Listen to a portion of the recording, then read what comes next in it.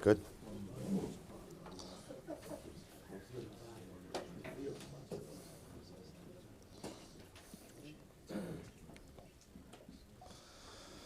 All right, Rabbosai, good morning. Good morning, good morning. We have a beautiful daf ahead of us today. Today's daf is daf Tes 9. We are picking up Emir Hashem. We are picking up and on Ches Amud Beis 8b. And we are picking up Emir Hashem at Amar Rav Yehuda. So it's 2, 4, 6, 8, 10, 12, 14, 16, 18, 19 lines up from the bottom. We want to begin by thanking our sponsors for this morning's share, to thank the Learner Mishpacha, who are our Talmud Torah sponsors for the month of Adar, for dedicating all of the shiurim and learning of this month in memory of Mrs. Dina Lerner Gerber, Dina Bas Yehuda Leib. We thank our sponsors for the week of learning, Paul and Kathy Pollack, for dedicating the shiurim this week in memory of Paul's grandparents, Zechariah ben Zechariah and Dina Bas Pesach, and Avi and Michon Zeisman for dedicating the learning this week in memory of Avi's father, Michael ben Yechiel. We hope that in the merit of our Talmud Torah, all of the neshamas will have an aliyah and the families a nechama, and we very much thank all of our sponsors. Can you hear me back there? Is it okay? Yeah? Okay, I'll talk a little louder. All right, so we'll say, so we continue. Should I hold it? I can hold it. There.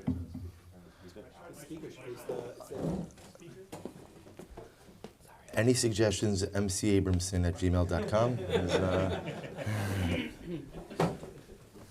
Everybody's an AV expert, so, All right, and really thank you to Maishi is perhaps one of the most versatile tech people. No matter what happens, we've got a setup for it. I might be wearing 15 mics and everything else, but Baruch Hashem.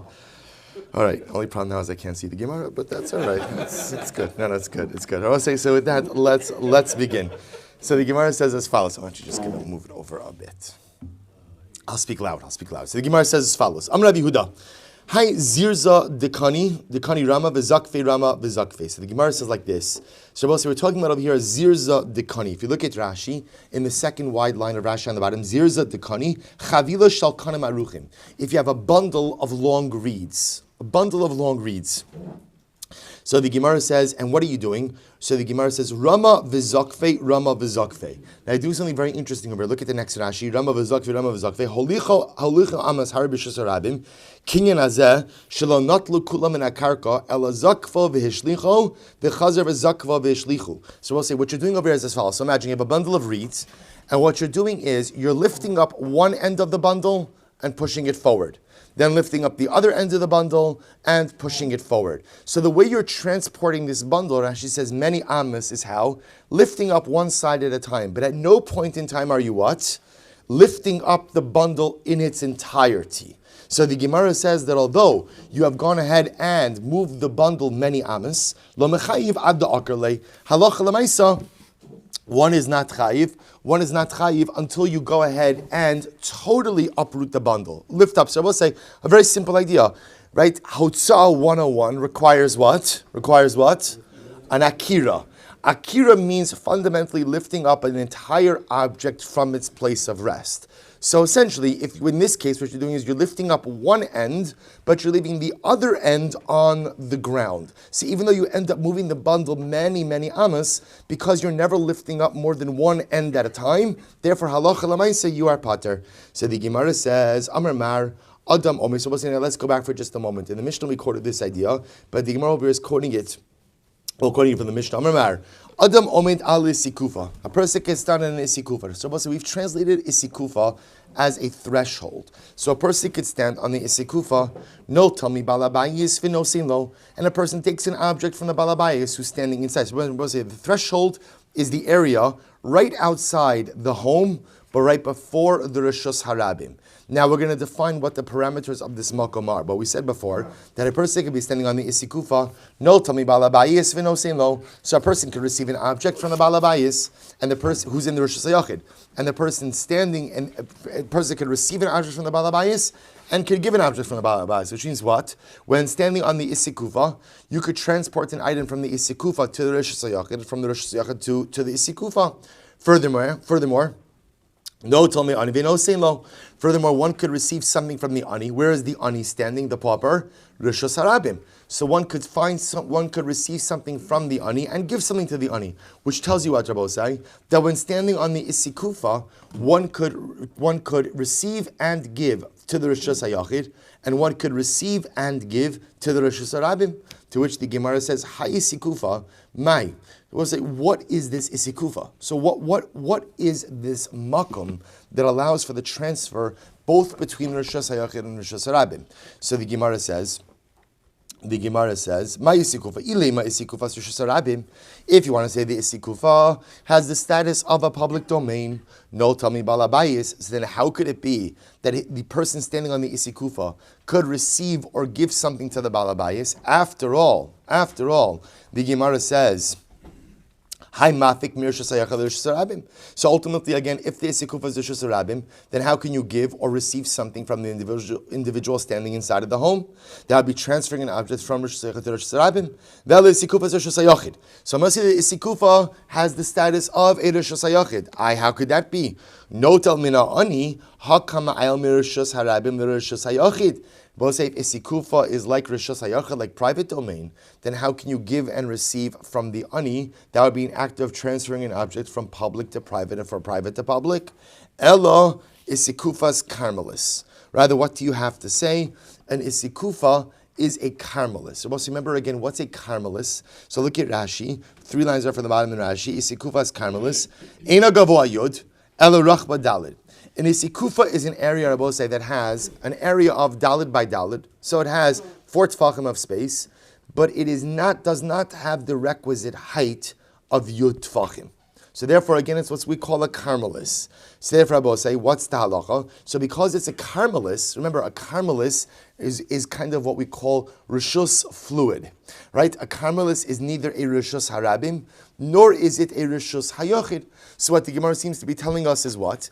That if an individual is standing in the isikufa, he has the ability to interact with the balabayis, he has the ability to go ahead and interact with the rishos hayachid and give and receive from rishos hayachid, and he has the ability to go ahead and interact with the ani to give and receive from rishos harabim. To which the Gemara says, I don't understand. Nota v'nos in the chatchila, sof isura miha isa. See, I will say, here's the problem. Even if we say a karmelis is rishos fluid, and therefore, technically speaking, there is no biblical prohibition transferring from any domain to a karmelis. It is still what? Asr midirabanan. Rabbinically, you're not allowed to do that. But yet, when you read the lashon of the Mishnah over here, it sounds like what? That you're permitted to do it even l'chatchila. So what's going on over here? Elo isikufa makom petur ba'almahu. Rather, what's the case? The case over there we're dealing with is an isikufa is a makom petur. If you look at Rashi, makom petur, makom she'in bo, or actually the Gemara says it, the kegon deles be dalid al dalid. The isikufa that we're dealing with over here, is not a karmelis, but rather the isikufa that we're dealing with over here is a makom petur. Is a makom petur. So says the Rashi, makom petur, makom she'in bo arba al arba. It is a place that does not have a space of 4 tefachim by 4 tefachim. Hu makom mesim shalei shalosh rachav k'tzas kavoa gimel omei tzamach l'rishos hayachid. So we'll say, so what is a karmelis? What is an isikufa? It's a makom petur. And we'll say, what is a makom petur?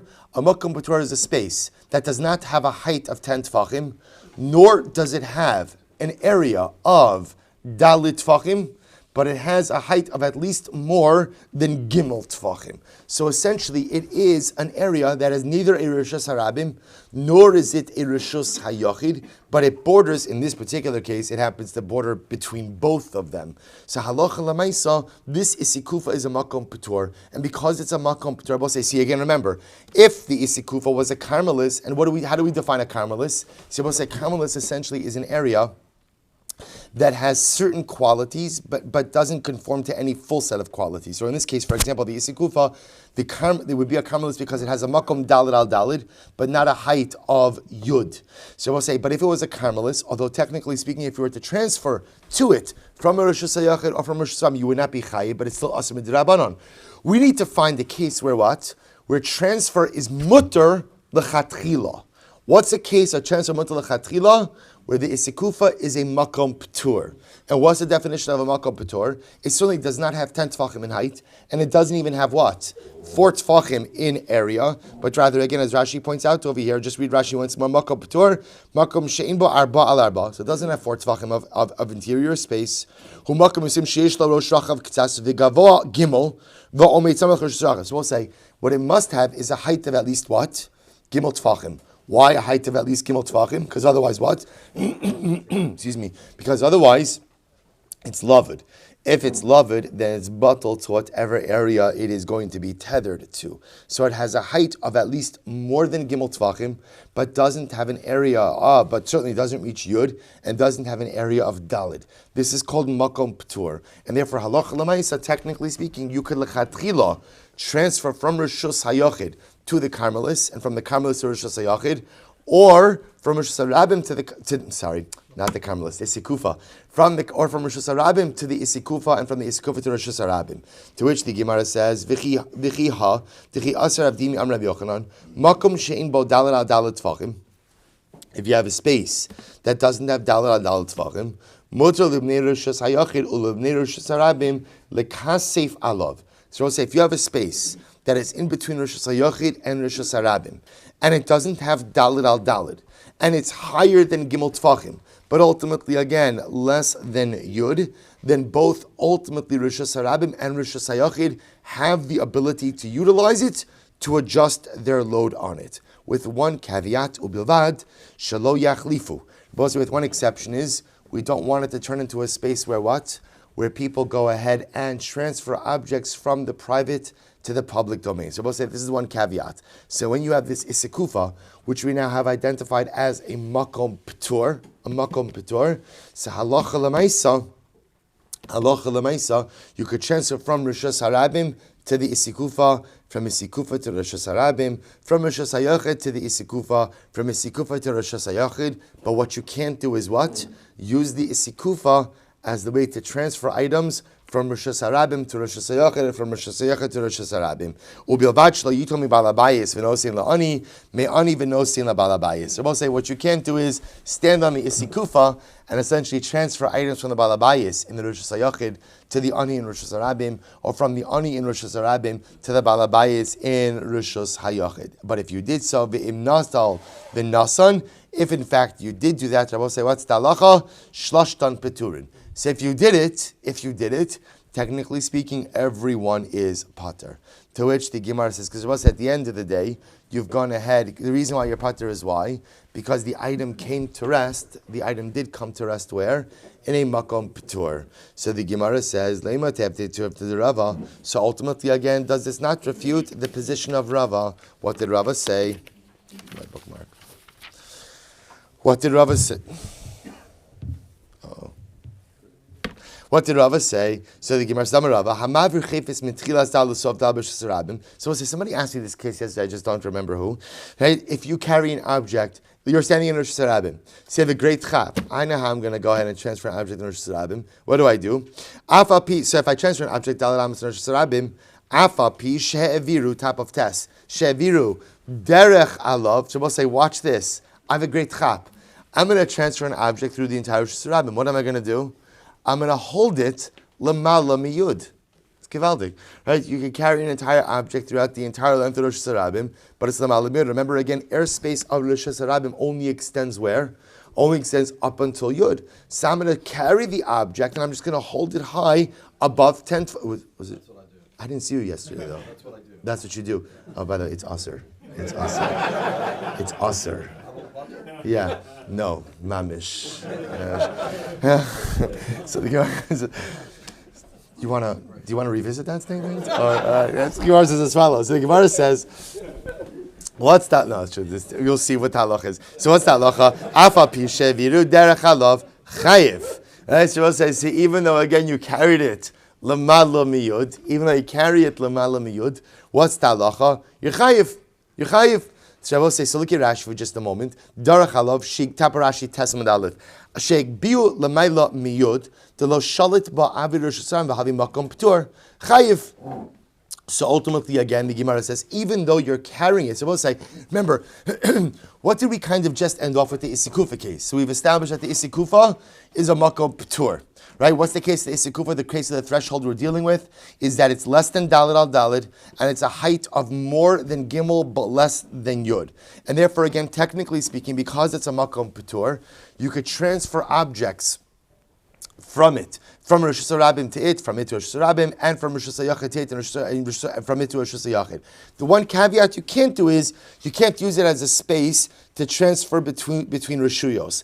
And that's more an issue of safeguarding Hilchos Shabbos. If you were to do so, technically speaking, everyone involved is Potter, but you really should not do it. You really should not do it. So the Gemara says, this is very interesting, because contrast it with Rava's statement. Rava says that, so you shouldn't use the Isikufa as you have transferring between domains, but if you did so, you're Potter. Contrast this ultimately again with Rava's statement. Rava says that halacha l'maisa, if you transfer an item lamala miyud in Rosh Hashanah, you're chayiv. You're chayiv. But I don't understand. So if you do that, I'll say, what are you doing? You're utilizing a makom p'tur to transfer an object. Yet in this case, if you utilize a makom p'tur to transfer an object, what's the halacha? What does Rava say? You're chayiv. But yet by the case of the Isikufa, if you use a makom p'tur to transfer an object from Rosh Hashanah to Rosh Hashanah, what's the halacha? You're pater. So what's the chilik? The first thing is very simple. Hasam lo nach, hacha nach. They both say here's the fundamental distinction. In the case of where a person is carrying an object in Rosh Hashanah, but just holding it lamala miyud, the item never came to rest in a makom p'tur. At the end of the day, where does the item really come to rest? Where does it come to rest? When you put it back down in the Rosh Hashanah. Right? So the item is, there's an akira in Rosh Hashanah, a hanocha in Rosh Hashanah. So even though technically speaking you're transferring it through a makom p'tur, the akira and the hanocha occurred in a place of chiyuv. In the case of the Isikufa, Rabbi, remember again, the object is coming to rest in the makom p'tur. How is the object coming to rest? Because Rabbi say, let's assume somebody's exploiting this Isikufa. How do you exploit the Isikufa? Right? I want to give a loaf of bread to the ani. I'm the balabayis. So what do? I give it to Ruvain, who's standing on the Isikuva. He places it in the hands of Ruvain. And then what? Ruvain goes ahead and gives it to the ani standing in Rosh Hashanah. So technically speaking, what's happened over here is the object has come to rest in the Isikufa. So when an object comes to rest in a makom p'tur, that's when you'll be chayiv for transferring the item, even though effectively the item was transferred from a Rosh Hashanah to a Rosh Hashanah. So there's p'tur when the item comes to rest in the makom p'tur. But halacha l'maisa in the case of where Ruvain's going ahead and carrying the object, but he's just walking through Rosh Hashanah with the item held high over 10 tefachim, so l'maisa, technically speaking, even though he's carrying through a makom p'tur, the item never came to rest in a makom p'tur. Because it never came to rest in a makom p'tur, therefore halacha l'maisa, he will be chayiv, and therefore it should not be done. Good. Good. So I'll say, that's the fundamental chilik. So I'll say, so therefore halacha l'maisa, so just to clarify the case of the Sikufa that we're setting it up is the case of makom p'tur. Contrast that with the case of someone's carrying an object lamala miyud. Even though you're carrying it lamala miyud, because it never comes to rest in a makom p'tur, therefore what? Therefore halacha l'maisa, you will be chayiv.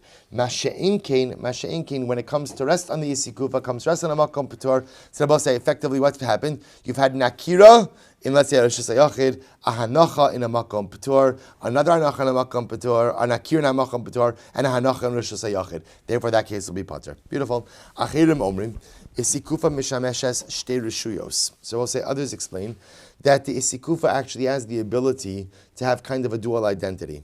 Bizman sheh Pesach pasuach kilifnim, Pesach no kilachot. So we'll say, what do we say? Others explain that the Isikufa has a dual identity. If the doorway is open, then ultimately again, it has the status of the Rosh Hashanah. If the doorway is closed, it has the status ultimately again of the Rosh Hashanah. So the Gemara says, Va'afa gav de les lechi. Is this true even if the Isikufa doesn't have a lechi? So I'll say we'll see this more in our Erevin days, but when we get to Erevin, so we will see that sometimes the ability to go ahead and carry in an open area that may be accessible to multiple groups is to put up a lechi or a kora, a vertical beam or a horizontal beam. Now that vertical beam or horizontal beam, we will see, just simply serves as a reminder that this area can be carried in, but let's say Rosh Hashanah cannot. So you're saying that the isikufa, you could go ahead, it has the identity as of the Rosh Hashanah or the Rosh Hashanah without a lechi. V'ham Rav Chama bar Gurya amarav tocha pesach tzarich lechi. Yet we learned elsewhere that inside the doorway of the isikufa requires a lechi. I'm saying, maybe you'll assume, like we said before, you're talking about an isikufa that doesn't have dalid al dalid.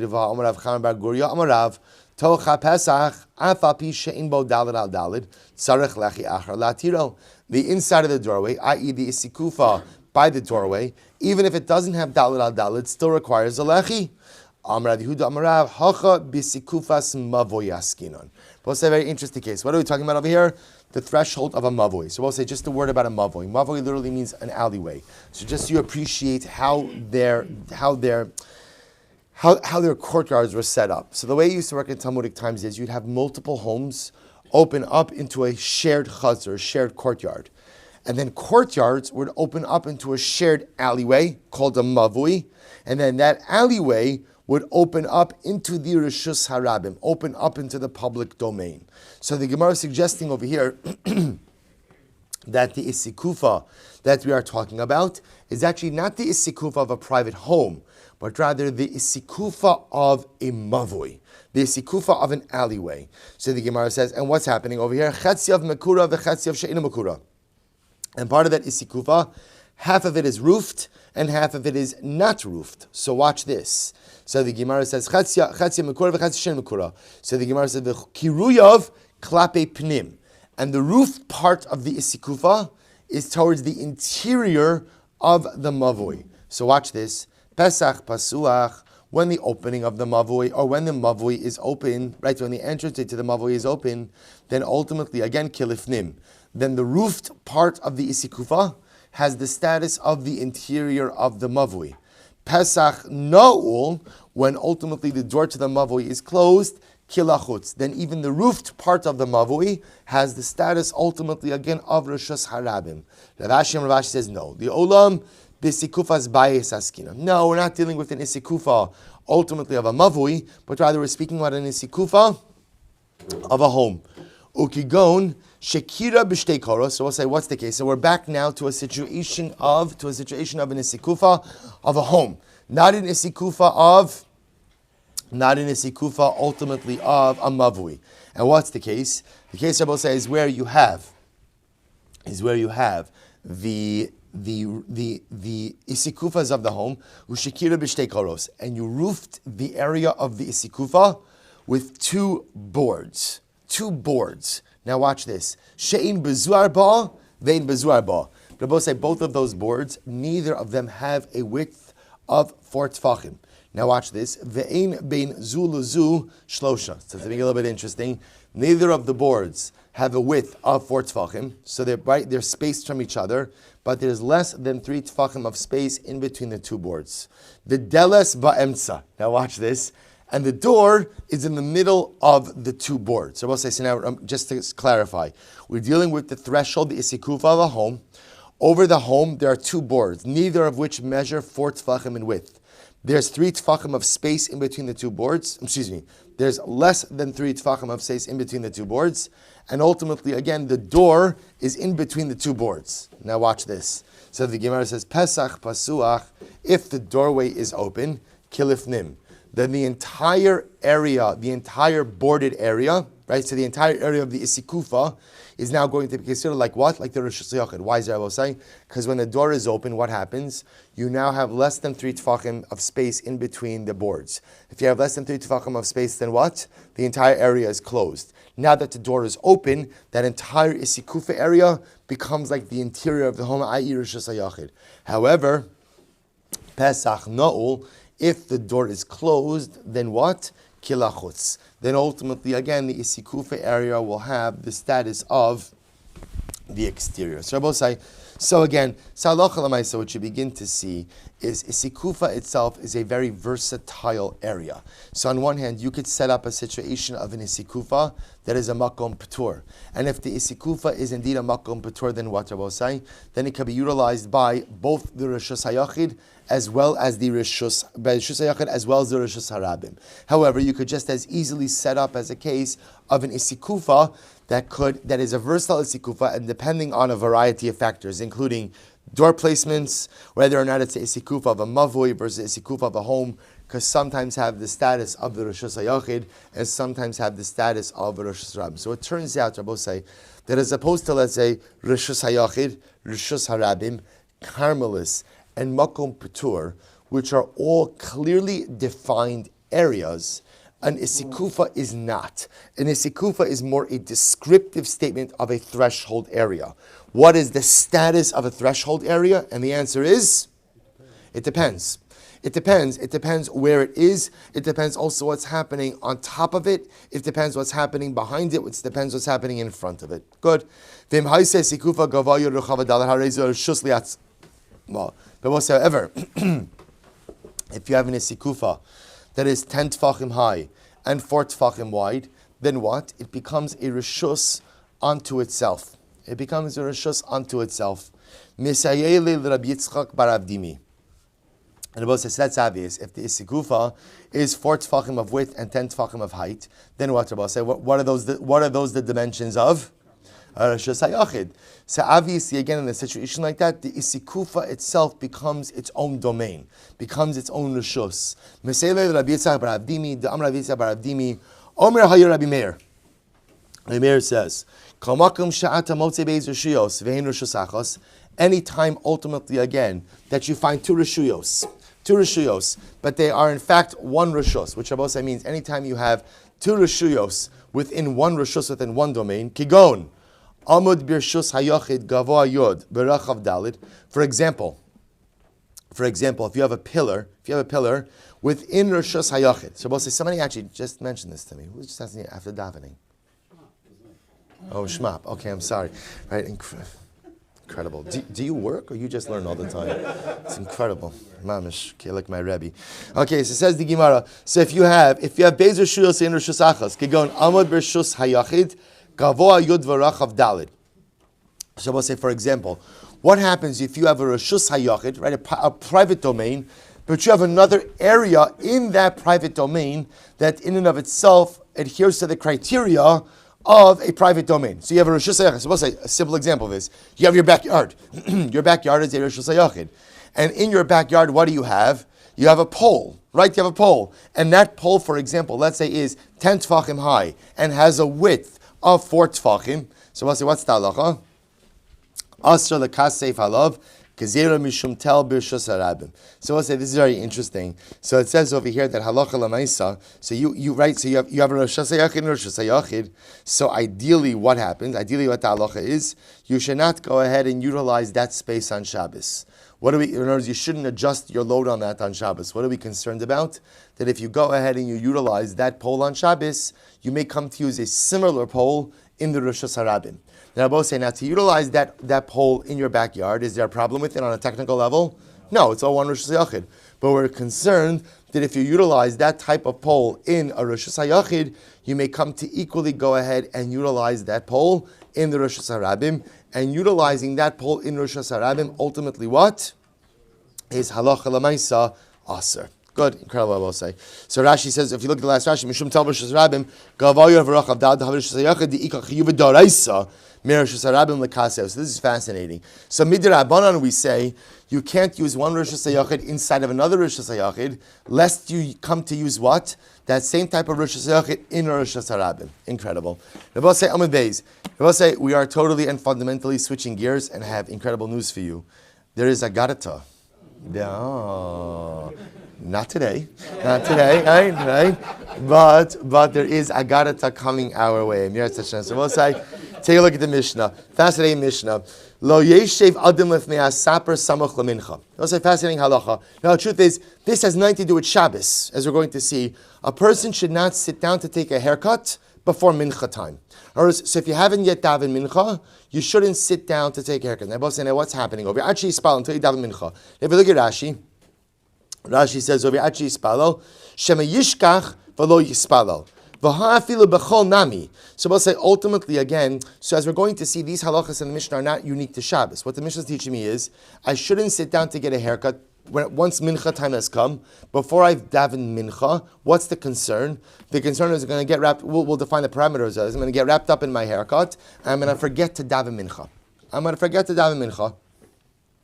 Similarly, lo yikanis adon lemerchatz, v'lo leborsiki, v'lo lecha, v'lo ledin. Similarly, we'll say a person should not enter into the bathhouse. This is all talking about before mincha time. So before mincha time, I should say the time of mincha has arrived. We'll discuss which mincha. So the time of mincha has arrived. So I should not go in. I should not essentially. We'll say the essential what the Mishnah is teaching me is, you don't begin certain activities once the time for mincha has arrived, if you have not yet davened mincha.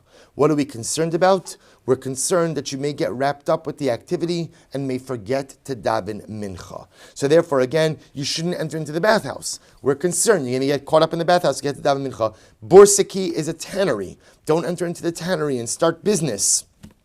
You may get caught up with that. Don't start a meal. If mincha time has come, if you have not yet daven mincha, you may get caught up in your meal. V'lo ledin. Don't begin to adjudicate cases before mincha time, lest you come to go ahead and get caught up in adjudicating the case. V'mis schilu. But I will say, if you started any of these things, ein mafsikin. Once you've started halacha lemaisa, you do not need to stop. Right? So again, simple halacha, once the time for mincha comes, don't get involved in something that could cause you ultimately to miss out on davening mincha. However, if you started, you need not stop. So mafsikin likras kriyas shema, but however, you do stop for the recitation of Shema. In other words, I will say, ideally, it sounds like what the Mishnah is saying is, one should not start any of these items, if halach or any of these activities, if you have not yet said Shema. If you have not said Shema. But if you did start, then for Kriyas Shema you do stop. We'll say a fundamental distinction. Kriyas Shema is daraisa, is biblical obligation. Tefillah is a rabbinic obligation. So therefore, for Kriyas Shema you shouldn't start. But if you started, you should stop, say Kriyas Shema, then you could resume. Ve'ein mafsikin l'tefillah. But one need not stop. Ultimately, again for Shemona Esei. So we'll say what. So again, we'll see what this seems to be a bit redundant because mincha is tefillah. So the Mishnah already taught me that once the zman for mincha comes, ideally what?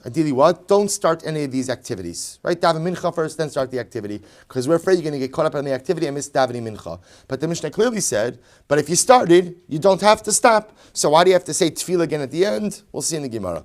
Say samach mincha. So we'll say, when we say that you shouldn't start these activities close to mincha time, which mincha are we referring to? If you want to say it's talking about mincha gidola, so if you want to say it's about mincha gidola, sa'amai lo, so I don't understand why not. So also remember again, mincha gidola, the earliest time for mincha during the day is 6.5 hours into the day. So let's say in a perfect day where sunrise is 6 and sunset is 6, you could begin to daven mincha at 12:30 in the afternoon.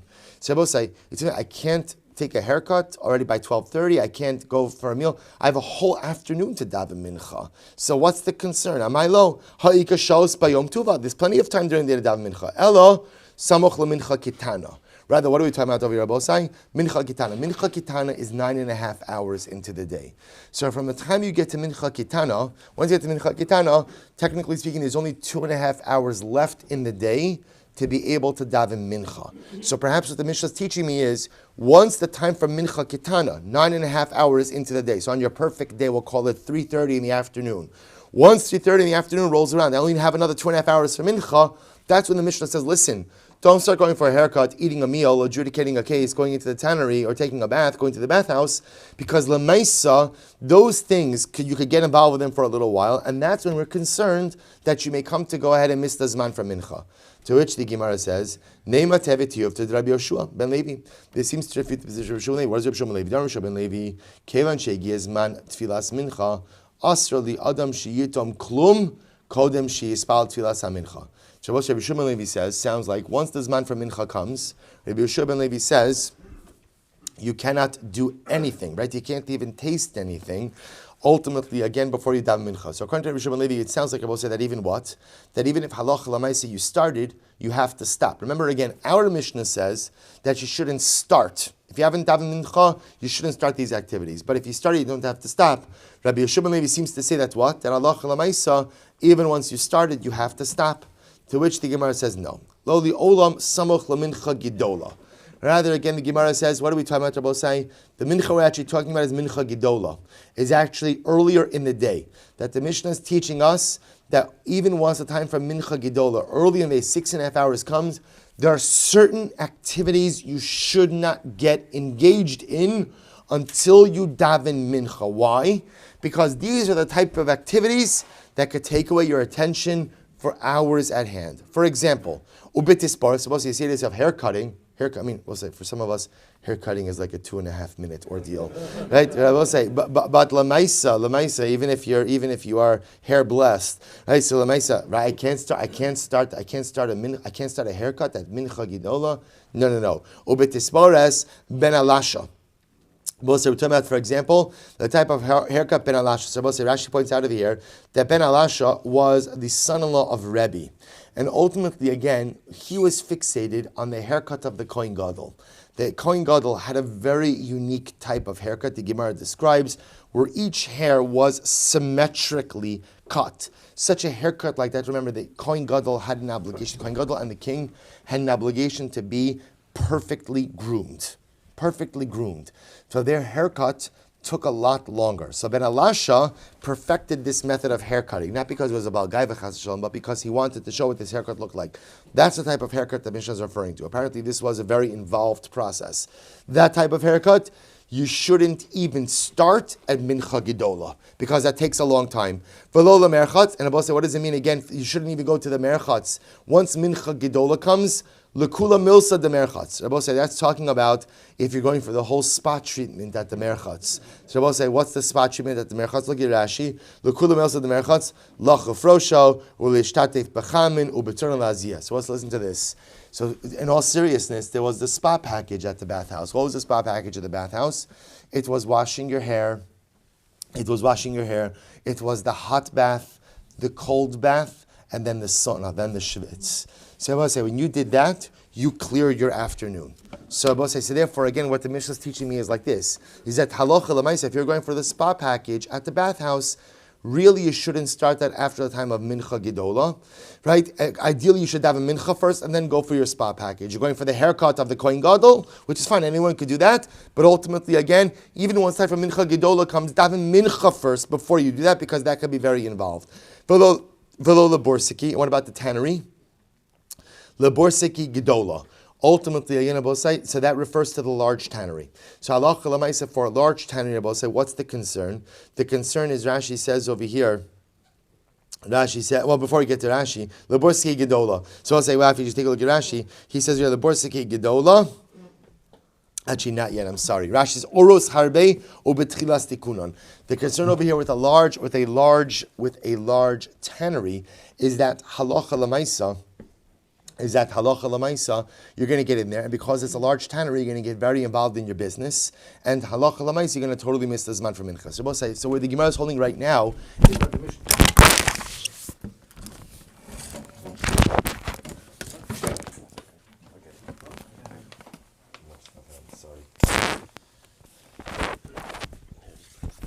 Where does this go?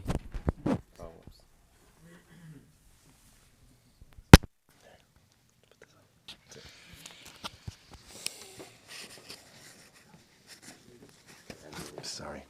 All right, so we'll say, so therefore again, what the Mishnah is saying is that halacha l'maisa, there are certain activities you shouldn't even start by mincha gidola. What type of activities? Activities that could cause you to become very involved. And therefore the concern is so involved that they could take up your entire afternoon, and halacha l'maisa, you'll end up missing out for the zman for mincha. So the Gemara says, v'lo le'echol, and what does it mean for eating? Besuda gidola. Talking about a large meal, right? So not just sound like you're grabbing lunch, but you want to sit down to a large meal. A large meal could go on for hours. So that's the kind of thing we don't want you to start even by mincha gidola. V'lo ledin, plus what does it mean? You shouldn't sit down to adjudicate a case, to begin a din Torah.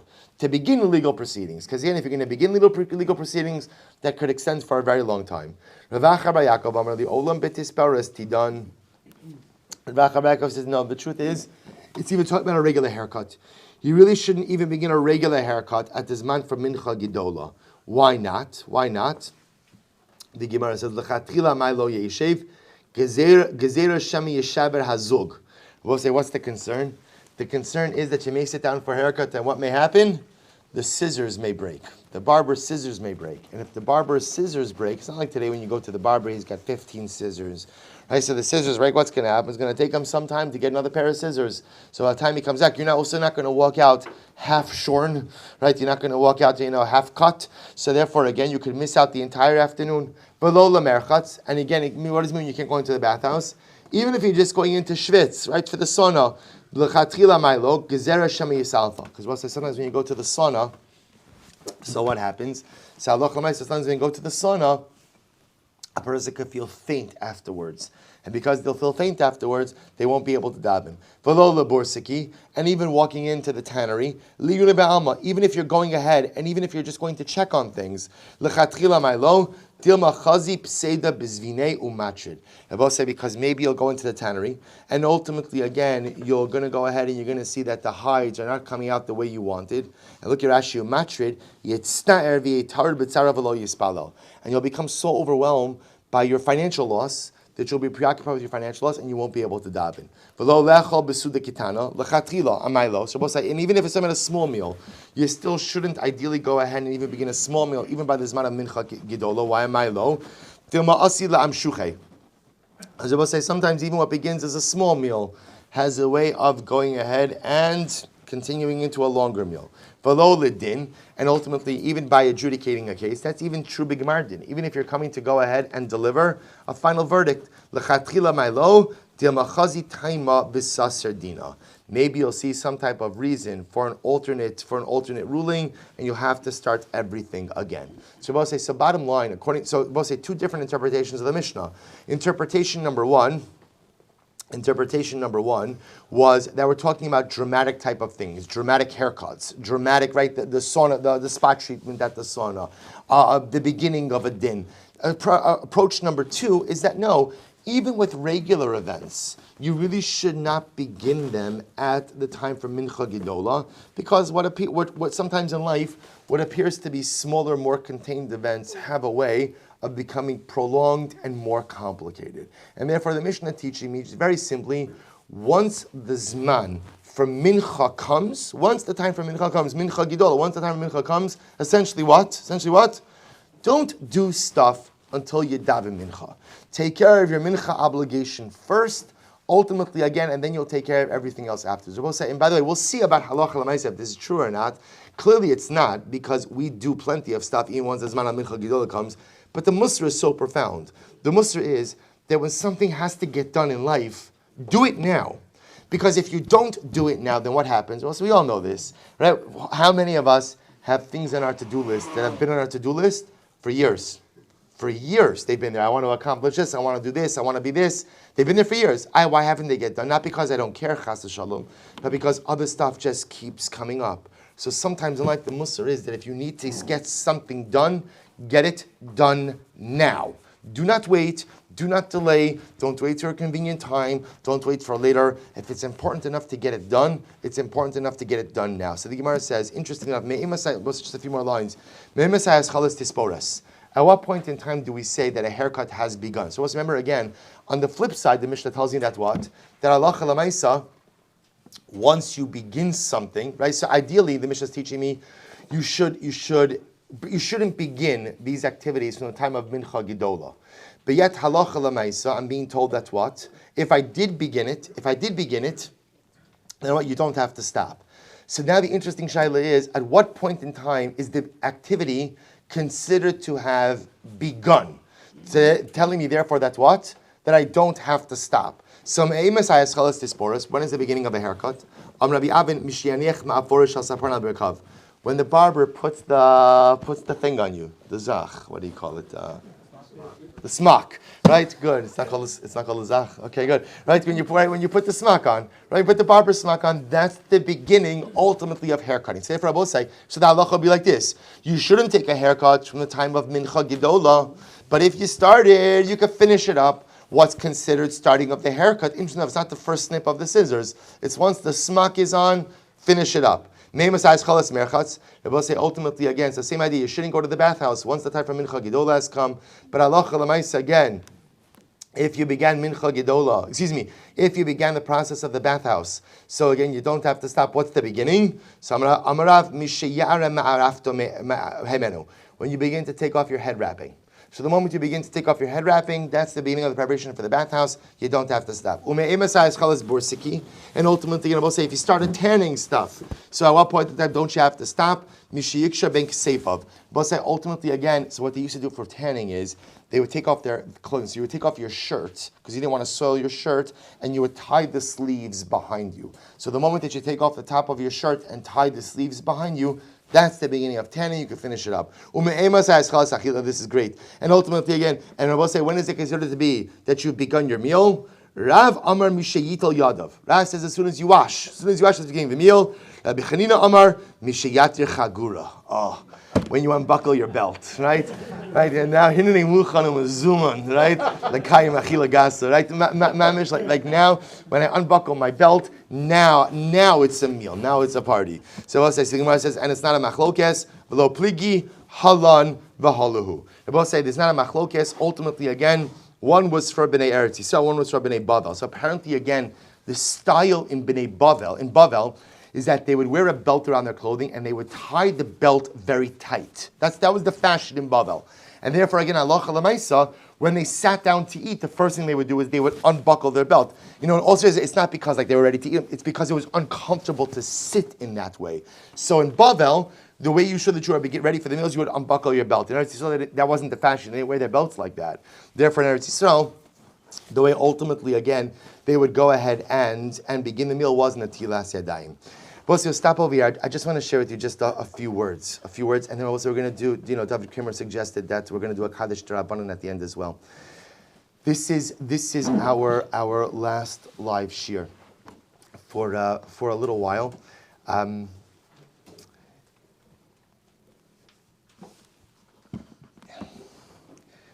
It's an incredibly difficult thing to close down the shul, and it's not a decision that was made lightly. So I'll tell you on a personal level. This shul is my life.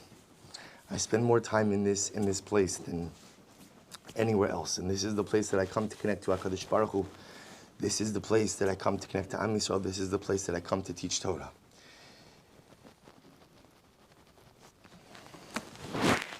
So the decision to close our Mikdash Ma'at is not one that we made lightly at all.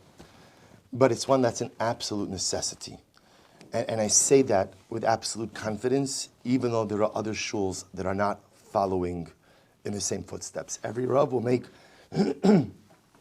his own decision, but at the end of the day, there's no doubt in my mind anymore. There was doubt in my mind, even last night, but there's no doubt in my mind anymore that this is the absolute necessary course of action. And I feel strongly that really every kehillah should go ahead and follow in these same footsteps. Some already are.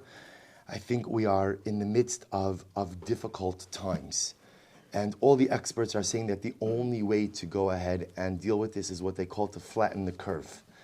That if we stop the stem of this, then we could go ahead and potentially prevent us from becoming like Italy, from overrunning our health system, and mamish creating situations of acute pikuach nefesh.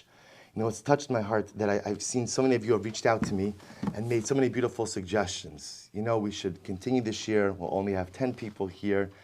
And I want to tell you, there's not a suggestion that hasn't gone through my mind.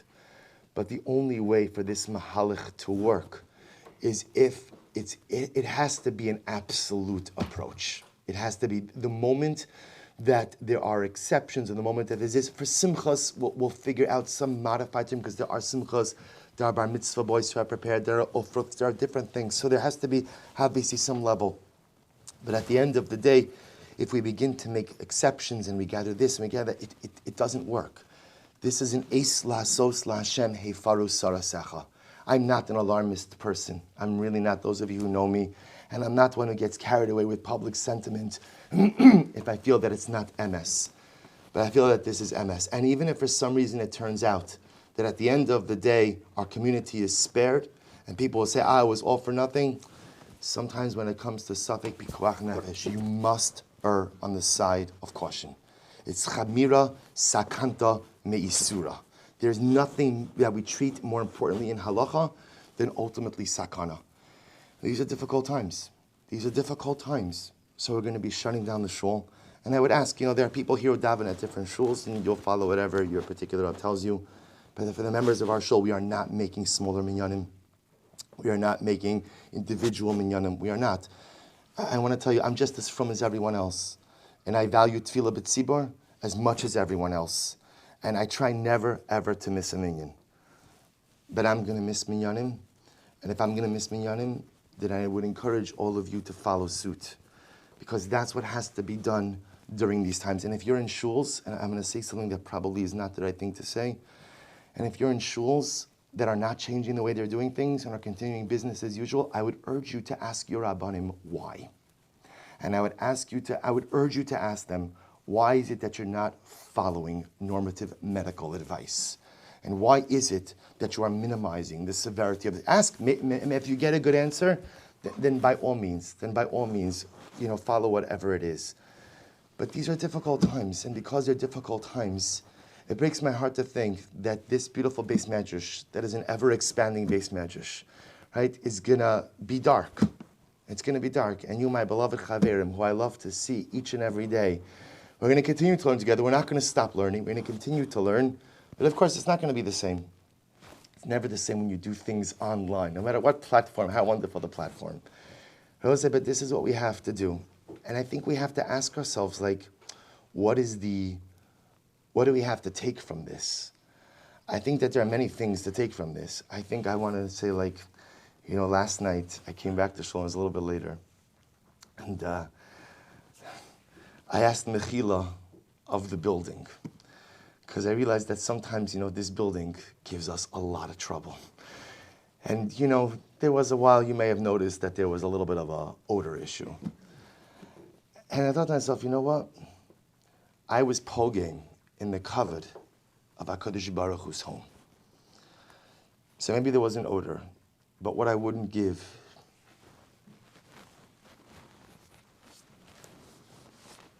to be able to come to Mincha Ma'ariv tonight with whatever odor, or whatever problems, or whatever there is. And there's something exceptionally, existentially painful, that this is our connection to the Beis HaMikdash. This is what we have. We don't have a Beis HaMikdash. So in the absence of a Beis HaMikdash, this is what we have. And it's incredibly painful that we're going to be separated. It feels like the Churban is coming, like it's being more pronounced. At least when you have a shul, the loss of the Churban is somewhat mitigated. And now it's like another Churban. It's like another Churban. And it's true. Someone said that this, it reminds them of Chas v'Shalom, the Holocaust. And no, it's not. Baruch Hashem. The world is not coming to an end. And the sky is not falling. We are taking proactive measures to ensure the safety and security. We're not doing this, God forbid, because the end of the world is coming. We're doing this because if we take proactive steps now, we can save ourselves from something much more significant. But it hurts. And I think as we're away from our Mikdash Ma'at, we have to ask ourselves, did we treat HaKadosh Baruch Hu's home right? And I don't know if the answer to that is yes. I think sometimes we talk a bit too much, or on our cell phones a bit too much, and this is not a cell phone discussion or a talking discussion. But I think we have to ask ourselves, there's going to be like a shtickle gullus that's about to happen. Do we treat HaKadosh Baruch Hu's home right? Because we're going to come back, we're going to come back b'simcha. I think we have to come back with a newfound appreciation and just a newfound connection to our Mikdash Ma'at. But while we are away, a few things. Number one, don't change your schedule. The schedule for tomorrow morning is that Mesilas Hashem will be at 5:45 a.m. Daf Yomi will Emirat Hashem be at 5:55 a.m. And we're going to have davening. Don't break your schedule. Don't break your schedule. We're going to be streaming live. We'll figure out the platform, whether it's whatever we're going to do. Maishi and Jeremy are on this. It's going to be just like we're together. You'll still even hear the coughing and the sneezing. We're going to put that in there. He'll say, don't break your schedule. Because if you think now, okay, nobody wants to say it, but wow, I could sleep a little bit. But I'll say, you can't stop the regilus. You can't break the schedule. Because I want to tell you something. The moment you break the schedule, when we're back here, whether it's a week from now or 2 weeks from now or whenever it is, you're not going to come back. If you break the schedule, you won't come back. And the way we keep our chevrashaft and the way we keep our togetherness is by keeping to the schedule. Don't break the rhythm. Shir will continue as it always has with the time. The only thing that may happen is it may get earlier. It may get earlier. That's the only thing that may happen. But I will say we're not relaxing the standards and we're not relaxing the schedule. Business must, our avodas Hashem must continue as is. And there's one other piece. It struck me. The pasuk says in Parshas Truma, "Va'asuli mikdash v'shachanti b'socham." So we translate that, right? Make for me a mikdash, which is a reference to the building of the Mishkan, and I will dwell within you. So I was actually having a discussion with a chavrusa of mine, and he had a very good ha'ara. He said, maybe what it means is like this. Va'asuli mikdash, make for yourself a mikdash, make for yourself a place where ultimately you come to get inspiration, where you come for a connection to HaKadosh Baruch Hu, where you come for a relationship. V'shachanti b'socham. And take the inspiration that you receive in your Mishkan and bring it back to your homes. See, what's going to happen over the coming days is that normally most of us come to shul for inspiration. We come to the Beis Medrash for inspiration. This is the makom of our inspiration. For many of us, for me, this has been my makom of inspiration for 17 years. And the Emirat Hashem will be the makom of my inspiration at Me'aves and for many years to come. But now what we have to do, we have to take the inspiration that we glean from this place and we need to bring it into our homes. Our homes become the Beis Medrash. Our homes become the Beis HaKnesses. And so we have to begin to give an incredible amount of thought to what are we going to do to infuse Kedusha into our homes. I would make a suggestion. Make sure you learn by every meal. It's going to be a lot of family time. A lot of family time. For some of us, we're like, yay. For others of us, we're like, yay. Right? Let's say a lot of family time. We'll say, make sure you learn by every single meal. Learn a Mishnah by every single meal. Be Messiah, because we don't know how long this is going to be, right? The schools are closed at least through March 26th, 27th, but it could be longer. So we have to inculcate learning into our home lives. Make sure there's Torah by every single meal. There must be Torah by every single meal. You're going to be davening at home. You're davening at home. Find a way to inspire your children to daven as well. Whether it's that you daven with your children, or even if you're going to be going ahead and you're going to be davening earlier than children, because again, many of us are still going to work. But make sure to bring the Kedusha of the Mishkan, the Kedusha that we've amassed. Bring the Kedusha back into your homes. We have to give this a lot of thought.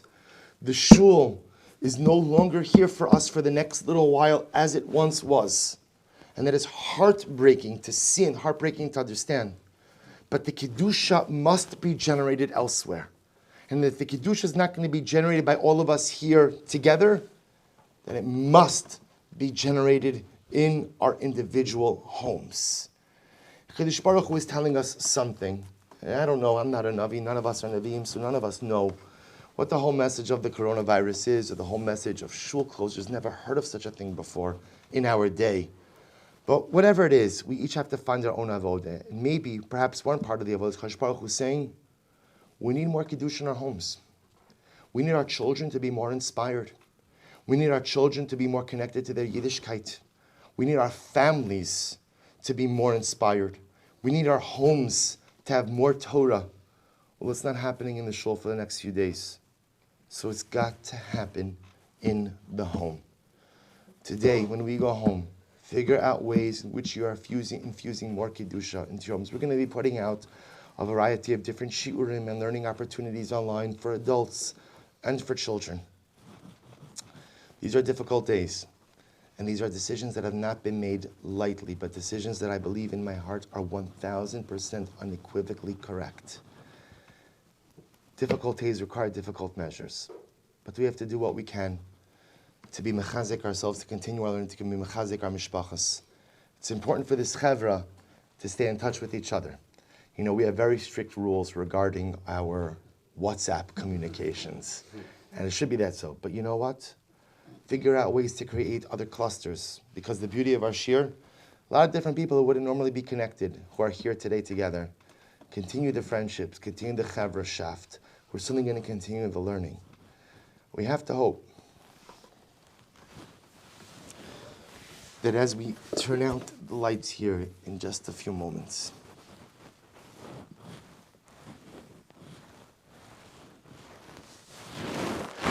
as we turn out the lights in our beautiful mikdash ma'at, in our beautiful Beis HaKnesses, if the lights here are going to be extinguished, then the lights of our homes, and the lights of our hearts, and the lights of our souls must burn even brighter.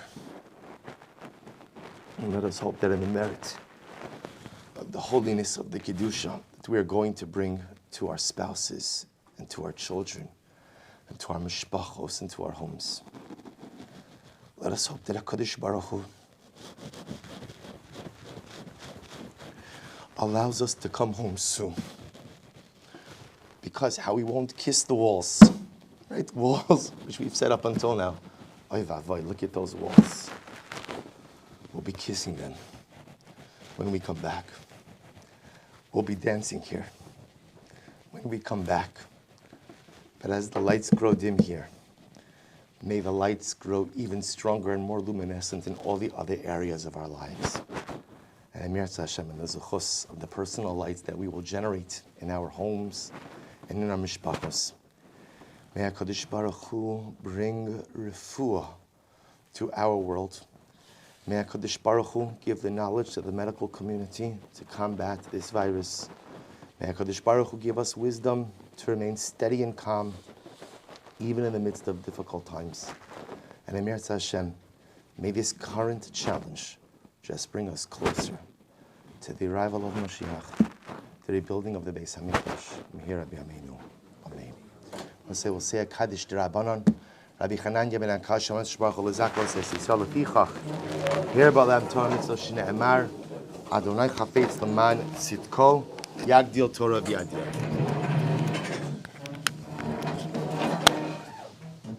Moshe Zion. Mel, Kaddish D'Rabbanan. No. Pinchas, wait. Pinchas, wait. Oh, going.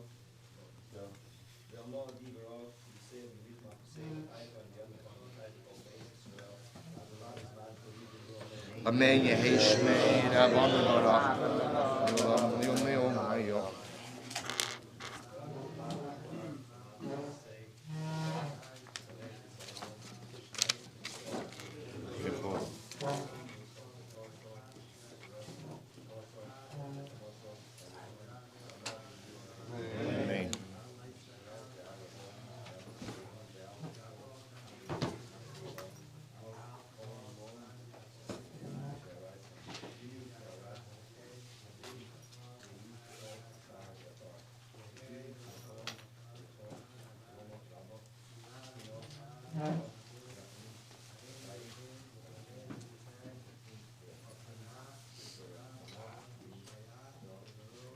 Amen.